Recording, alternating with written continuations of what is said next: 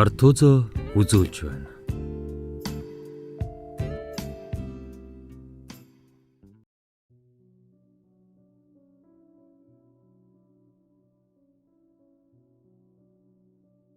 Зохиолч Агсарна. Их хувь заяа. Ижлийн мэндэ ямар ч гинэн хонгор сэтгэлөвдөө. Тийм хүнд дахиж итгээд уучлан гэдэг чинь түнэр харанхууд нүдэ ханаад тэмцчин явахтай адилхан юм шүү дээ. Охин минь ээж нь чиний төлөө л санаа зовнод суух юм да. Хичнээн сайхан хүсэл мөрөөдөлтөй дэгд дэрвсэн цэцэг байвтай ч юм. Үнэгчлэн нойрсох бяцхан хүүгээ хайр гэрэлтсэн нүдээр ширтсэн суусан ижлээ уртаар санаа алдаж. Хүүгээ харахаар өрөвдөд байх юм аа. Дэлгэрийг байхгүй бол зөнгөөрөө мэдэрдэг бололтой. Уйлагнаад шүнж унтахгүй юм. Тэр минь алдаагаа ухаарсан бахаа ээжээ. Надад амлалт өгсөн. Тэгээд ч би дахиад жирэмсэн болчихжээ. Товчмоо сонсон зүйлдээ итгэж яадан охин руугаа дөхөн очиж. Үнэн үү? Одоо яадаг хэрэг вэ? Хүүчин дөнгөж 9 сартай байхад ахад хүүхэдтэй болчихвол миний охин л ядарна да. Дээр нь дэлгэр хүн тань болох шинжгүй өөдгөө залуу шиг л харагдаад. Ээжээ, та арай дэндүүлж байна шүү. Манай дэлгэр бас тийм ч муу хүн биш. Намайг жирэмсэн гэдгийг сонсоод их баярлаж байна лээ. Тэр хүүгийн ухаардаг мөнч өдий баха.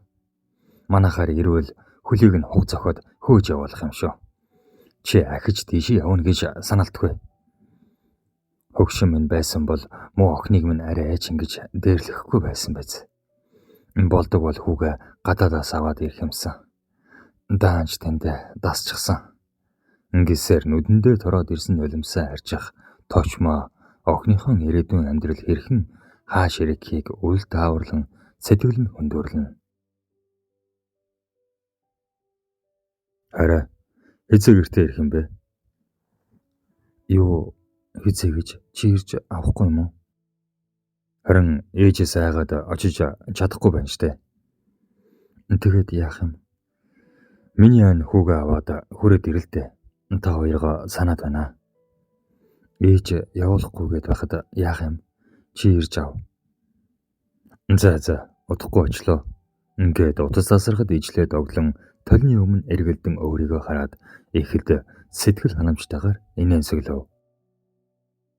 Үүнээс төд бодлого дэлгэр тоор дүүрэн амттан барьсаар толгоогуудан товчмаагийн өмнө зогсож байв. Товчмаа хүргэн хүүдээ сэтгэл дундуур байсан ч 10 нөрн бүлтэлцэх охиноо аавынхаа хүлөөд мацах зээгэн хараад хатуурхаад байж чадсангүй. Би аригч нөхөртэй байсан л да. Байсан гэдэг нь эцэс төгсгөлгүй архинаас үүдэлтэй сэтгэл зовнил, худал амлалт, айдас, стресс, өвчин зовлон гэд бүгдээс нь салж чадсан гэсэн үг. Анх би бусдын л адил эр хүнд дурлаж сэтгэл алдарч эхнэр бас ээж болсон. Амьдрал ихэнд сайхан байсан. Бүхэл зүйл болж бүтэж байгаа мэт ирээдүйн амьдралаа сайхнаар төсөөлдөг байлаа. Би түүнд бүхнээ зориулж бас амьдралаа даатгаж удахгүй төр хүрээ хүлэн яг л үрээ засах шуухаа шиг бүхнийг бэлдэж бас догдолж байв. Ингээдс минь өдөр хоног ордоморч хэвлээд минь хөдлөх тэр жижигхэн хүнийг харах мөч ойрцсоор л. Харин нөхөр маань ажил дээрээ асуудалтай байлаа. Тэрнтэй тэгж уулзлаа. Ийм зүйл болоод сэтгэлээ заслаа гэсээр согтуу ирэх өдөр хоногуд нэмэгдсээр л. Аажимдаа тэр надад гар хурж эхэллээ. Би тэр болгонд гомдож үүдний шүүгэний хажууд байх цэнгэр чамдаанд өөрийн эд зүйлсээ хийгээд ээж дээрээ очиж гон. Нэг л мэдхэд түүний уучлаад гуйсан үгэнд уярч ахаад уухгүй гэдэг амлалтанд нь итгэж гэртээ буцна. Гэвч удалгүй ахаад л гидсээ дааж чадан чамдаанаа чирсээр миний хамгийн үнэнч хизээч надаас хайраа буруулахгүй юу ч болсон тосоод л авдаг ээж дээрээ ярина. Ингэж наас цааш явсаар анхны хүүхэд минь мэндэллээ. Хүүтэй боллоо. Матайсан цагаан хүү. Надаас яаж ийм хөөрхөн хүүхэд гарчихсан юм болоо гэд эхэндээ их гайхдаг юм блэ. Хүүхэд өрхөд ээж минь эмнэлгийн гадна нүдэндээ нулимстай гартаа мөөхтэй шөл барьчихсан ганцаархнаа зогсож байсныг совилогч үсгүй надад хэлж билээ. Үүнийг би одоо ч мартдаггүй юм. Ижлэгч та нөхөртөөгөө хэдэн жил амьдарсан бэлээ? Яагаад эртхэн салчгаж болоогүй юм бэ?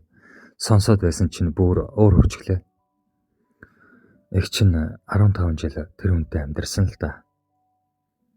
Болроо чи их чинь хэрэг битгий тастад байл та. Ингээд Мишель хэлээ гарган энийгээд. За ахиж дуурахгүй гэж мэд. Октоо одоо хамарцгаавал яасан юм бэ? Амралтанд ирсэн улс байна. Миний өнгөрсөн амьдралыг сонсоод суух уйдгартай биш гэж юу? Харин ч сонсомоор байна шүү дээ.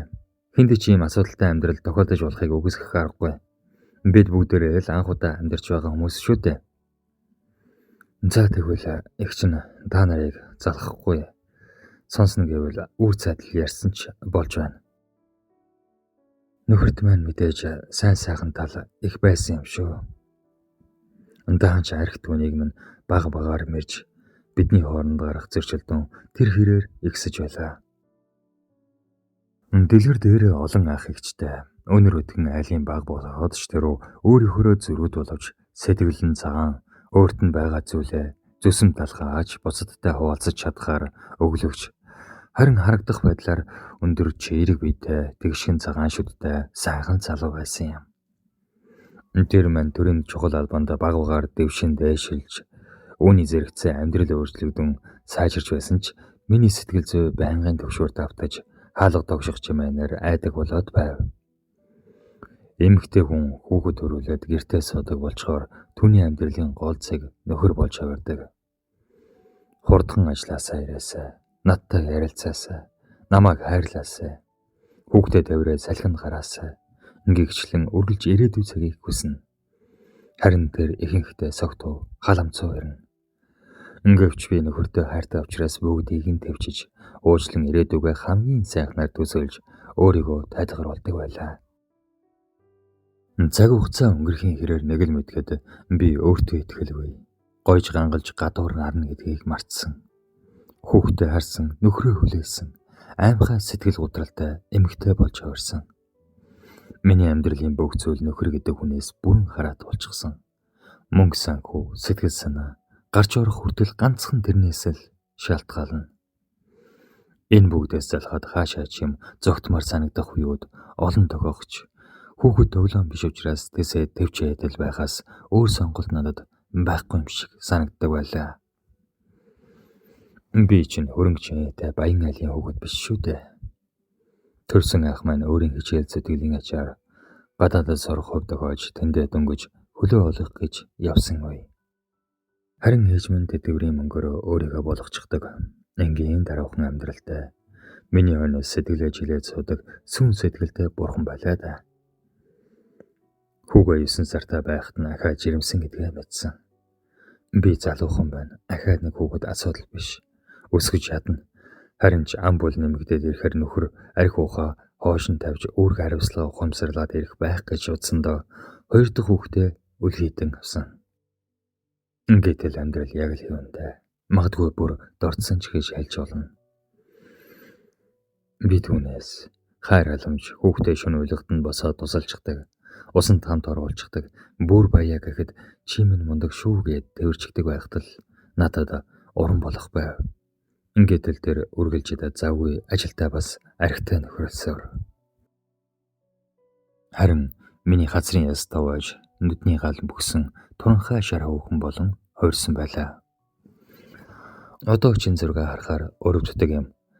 Болдогсон бол тэр үед хурж очиод өөрийнхөө толгойг нэг сайн тоншоод ингэж хэлэх байлаа. Хорвоо дэлхий оожим амьдрал баялаг.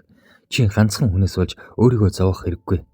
Хурдхан наад амьдралдаа цэг тавиад шинэ эрхэл чи чадна шүү. Хамгийн инээдтэй нь юу гэж? Хүн хайртай болсон л бол зөвхөн өөрийнхөө харах гэснийг харж бусдыг нь бодохыг ч хүсдэггүй тэнийг бодгоол. Тэр намайг хуурж мэглэн зоож байсан ч уучлаад хизээ нэгэн цагт энэ минь ухаарна гэсэн өчүүхэн найлгыг өөртөө хиймлэр суулгаж яаж зовж байсан автоматар мартчихдаг робот сэтгэхүйтэй болчихдог. Үүний дээр нь хүүхдээ аавгүй өсгөнө гэдэг байж боломгүй санагдана. Харин одоо бодоод байхад ээж хүн бүгдийг даваа туулаад ард нь гарч чаддаг хамгийн хүчирхэг шидтэн. Ижлээ ажлынхаа октодод өнгөрсөн амьдралынхаа зах зугаас ярин суухдаа өөрийн ирэхгүй өнгөрсөн бүгдийг нэхэн саналаа. Дэлгэр ажлаад ирээд бусдын л адил хотын төвжрээнд алгуурхан гэлдэрч явлаа. Тэр багаасаа хүсэж мөрөөдөж байсан амьдралаа зогсоож чадсан. Байр машин эхнэр хүүхэд дээр нь тун амжилттай яваа ажлын байр. Цаашид энэ хурдаараа яваад байвал хэдхэн жилийн дараа улс төрийн нөлөө бүхий эрхэмж болж болохоор санагдана. Түүний бодлыг таслах мэт утас нь намуухан дугаар дуугарч өглөө. Утасны дэлгэцтэй эрх дугаарыг хараад дэлгэр инээмсэглэв. За, анд минь тавтаа морил. Баяр үргийн найздаа. Их сайхан газар нээжээ. Баярлаа. Найз минь энд хүн ихтэй байна. Хоёлаа тусгай өрөөнд оръё. Өнөөдөр газар дээрх ганц найзгаа ёстой дайрын шүү. Дэлгэртээ 10 жилд нэг ангид сорж байгаад хятадд мэрэгжил эзэмшгээр явсан ханга хэдхэн жилийн дотор ч тунж чинэлэг нийгэм болжээ. Баг залуу насаа дурсан зүсэн зүлийн хоол идэж үнтэй архиар даруулан суусан залуус нэлээд цогтох тийш хандав. Миний ихнэр тийм ч гонгосон сайхан хүүхэн биш ч гэсэн арай ч юм байгаагүй л дээ. Сүүлийн үед харахаас ч дургүй хөрөх юм. Эмэгтэй хүн хүүхэд гаргахаараа ийм болчихдог юм болов уу? Харин л дээ. Миний анд ар гэрийн аар сархан асуудалд юунд л шаналдаг юм. Чи чинь төрийн хар хүн шүү дээ. Хүсвэл хүүхнүүдийг хідээринж сольсон ч яадаг юм бтэ. Хэмээгээд өөрийн хэлсэн үгэндээ мар инээн. За альва уртгаа барьчих. Найз нь чамд тун чухал юм хэлээ. Магадгүй чиний сэтгэлийг сэргээх юм болов хэн мэдхөө. Тэгэхэр байна. Яг үнэндээ манай ресторан хятад хоол гэхээсээ илүүтэйгээр 2 давхурд ажиллах шөнийн цангааны газартаа илүү төвлөрдөг юм. Чи намайг мэдэн дээ. Хятад байсныг. Тэнд ихэндээ амар байгаагүй. Юм л хийж явсан. Тэгээд нэг хөгшин хятадын шөнийн цангааны газар хамгаалагчаар орсноос хойш аз гэдг нь таарч амьдрал минь нүдэрмхийн зурдал дэшилсэн дээ. Анда гол юм аа ярил та. Явал та. Чамаас гоох юм байна. Манайх бусад газараас арай өөр үйл ажиллагаа явуулдаг юм. Нууцлалтайгаар хөөд. Нэг үгээр хэлбэл мөнгөтэй хүмүүс гишүүнчлийн карт олгоод хятадаас ирсэн мис үгнүүдээр үйлчлүүлдэг. Манайх ч дээрээ буудалтай гэхдээ гаднаас хүн авдаггүй. Зөвхөн гишүүнчлэлтэй хүмүүстэй л нээлттэй. За байц. Тэгээд наадах чинь нэг ёсны бие үнэлэх газар юм биш үү дээ. Би яаж туслах юм те? Дэлгэрээ миний найз ихлээ сонсчих. Чи чинь төрийн ордонд баггүй албан тушаал хашиж байна.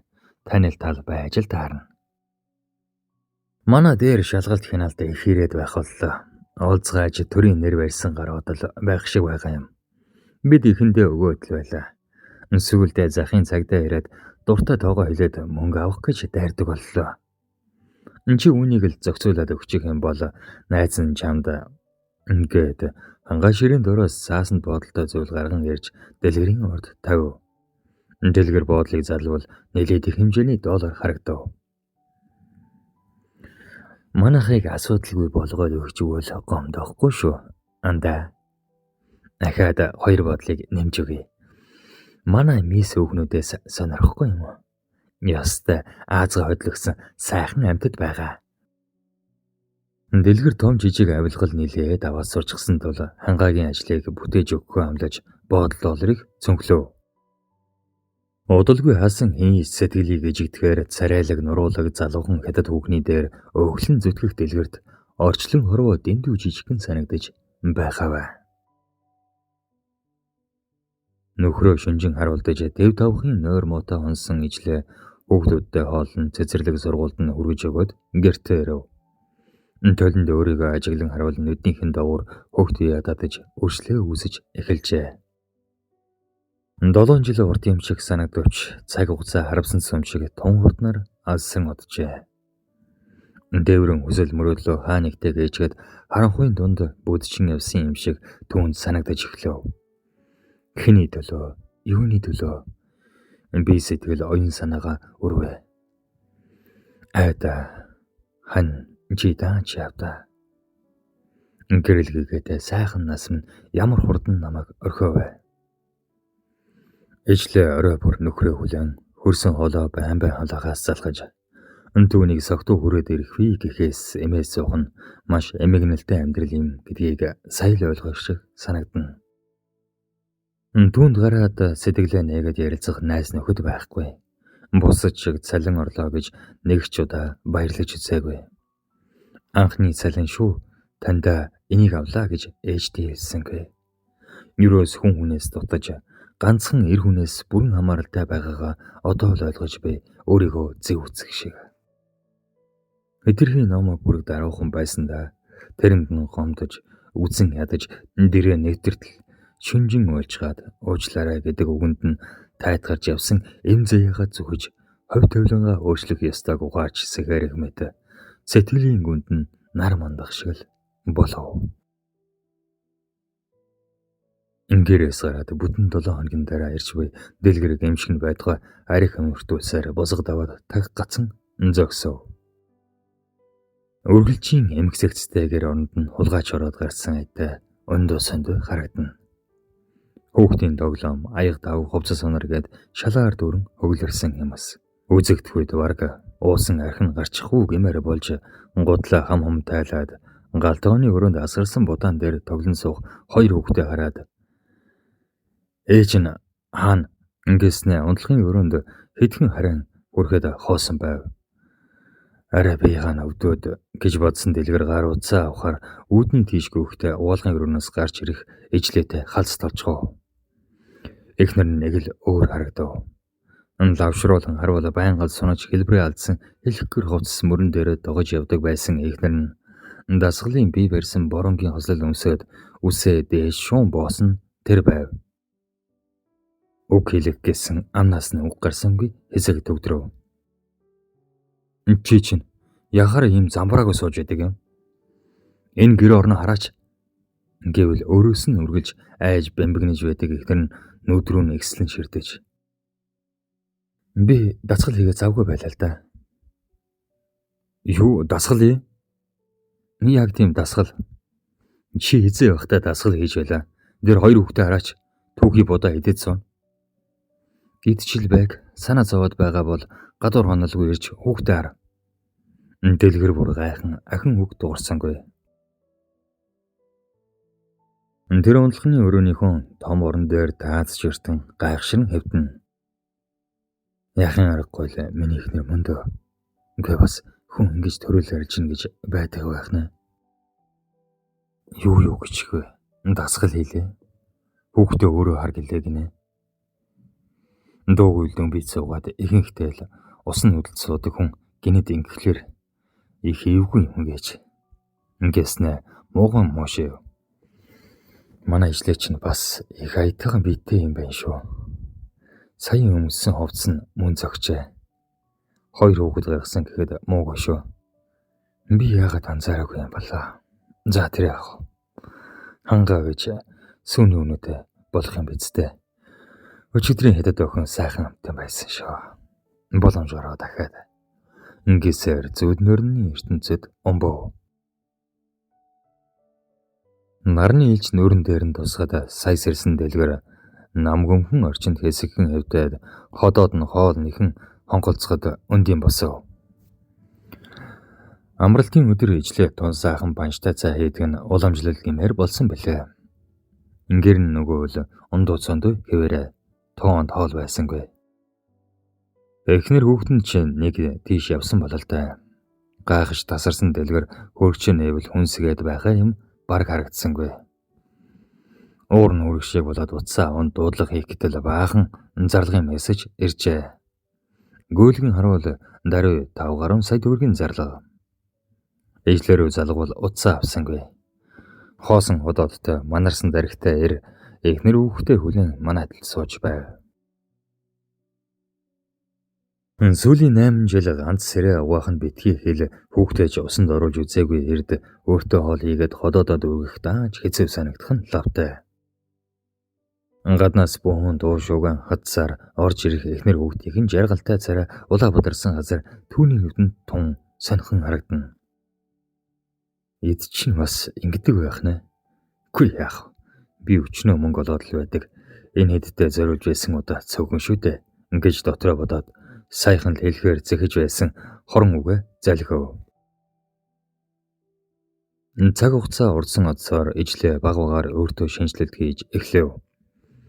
Тэр дахин нөхөртөө гомдлож өөлж унчхаа бүр мөсөн болов. Түүнээс салгал юм бол амьдрал нь зогсох юм шиг санагдаж байсан эндүрэл гэдгийг ойлгожээ. Ажилд орё гэхэд 7-8 жил гэртээ суусны аргаагаар эзэмссэн мэрэгжлэн зэвэрч авах газарч олдсонгүй. Тиймээс ганцхан чадах зүйлээрээ мөнгө олохоор шийдэж блогийн фэйсбүүкт зар тавин зарж эхлэв. Эхэндээ худалдан авалт муу байсан ч аажимхан захиалгандаа дарагдаж эхлэв. Дэлгэр үүнийг нь хориглож хэд хэдэн удаа хэрүүл шууган гаргаад эхнэрийнхэн шаргуу цанд нь бууж өгөн юмч хэлэх болов. Дэлгэрт аваа хүүхдийн шалдар булдар хэрэгт оролцолдох явах зав байсангүй. Тэр хангаатай бизнес эхлүүлжээ. Өөрт байгаа бүх хөрөнгөө бэлэн мөнгөө дэнжин тавьж тэр бум 500 гаруй сая төгрөгийн хөрөнгө оруулалтын ашгаа даруй 2 дахин нэмж авах хүсэлтэй байсан ч тэр нь бүтлгүүдэж хууль бус бизнес болгон баригдав. Дэлгэр ажлаасаа халагдаж хуулийн шийтгэл хүлээх болж таарав. Саяхан л эрэх дураараа мөнгийг баруун сулгаагүй цацаж явсан зөв зэрэглэмэд санагдана. Хорих байрны хүйдэн шалан дээр толгойгуудаа суухдаа анхудаа өнгөрсөн амьдралаа эргцүүлэн санав. Тэр сайн хав халамжтай хань байгаагүй гэдгээ ойлгов. Байр машин гэдэг бас бус хөрөнгийг албадан хурааж өмссөн хувцснаас нь өөр юу ч үгүй үлдсэн ч ижлээ нөхөртөө гомдож тунах нь бүхэл ар гэртэйгээ уулзах боломжтой эргэлтийн өдөр нь халуун хоолцай барьсаар л ирэхэд ямар сайхан хантай байснаа түүнийг хэрхэн зовоож гомдоож байснаа нэхэн сансаар сүүлдээ эргэлт ирэхэд нь эхнэртэйгээ уулзахгүй явуулдаг болж хэнэгчээр дамжуулан ирээдүгөө бод надад чамтай уулзах хүсэл алга гэж хэлдэг болов. Ижлээ хүүхдүүдэд дагуулад ээжигийн хашаа байшинд амьдрах болсон ч шибелуу нарийн бов хийж зарсаар л байв. Нөхрийн гар харсан хөөх хилэлтэй эмэгтэй ор тас алга болж оронд нь ирээдүйдээ итгэлтэй нүдний гал нассан цоглог эмэгтэй болжээ. 5 жилийн дараа ижлээ өөр ингэсэн хүнсний үйлдвэрийнхээ нээлтэн дээр үг хэлж зогсов. Найзууд минь, хамт олон минь. Би өдий хүртэл амьдрахдаа ийм аз жаргалтай өдрөө ирнэ гинэ сансангүй. Эмэгтэй хүний амьдрал тиймч дардан шулуухан байдгүй юм байна. Өөртөө итгэлгүй, гэрээс гардгүй, найс нөхдгүй байсан би өнөөдөр ийм олон хүнээр хөрөөлөвлж үйлдвэрөө нээж байгаадаа туйлын баяртай байна. Нэг л өдөр би тойлонд өөрийгөө хараад өөрчлөгдөх ёстой гэсэн шийдвэр гаргасан минь энд хүрнэ гэж төсөөлсөнгүй. Хүн их хувь заяаг надад хайрлсан ээжтэй баярлалаа. Миний үйлдвэрт амьдралдаа алдаж онсон эгч дүүс минь тавтаа морил та нарынхан амьдрал гэрэл гэгээ нэмж урам хайрлах гэгээ үйлдвэр нээснийг зарлая ингээв. Хурсан улнаас зайдах нь нэгэн эр бахарсан аятай алгаад төшөв. Дэгснэ эндэр дээрх эмхтэй хайрлаж инхрэлсэн харцаар хэсэг ширтэн зөксөд эргэн алхав. Дэлгэр шоронгоос гараад эхнэр хүүхэд дээрээ очисонгүй. Түүнд тийм ирэх нүүр байхгүй мэт санагдана. Хөлсний умархан өрөө түрээслэж олдсон ажлыг гололгүй хийж хэрэгцээгээ хангаж түүнд арх ууж зугаац цэнгэх бодол огт төрсөнгүй нь гайхалтай. Ховь тойлон хэрэгхийг тэнгэр биш бид л мэднэ. Төгсөв.